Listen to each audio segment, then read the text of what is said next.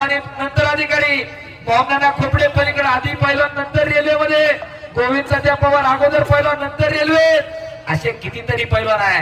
शिक्षणाबरोबर ज्याने खेळ जपला खेळाबरोबर ज्याने शिक्षण जपलं ते आज सन्मानानं वागतात आणि समाज सुद्धा त्यांना सन्मानानं त्यांची कदर करत असतोय. आता चल चल चल चल येते चल चल चल चल चल चल बरोबर आहे.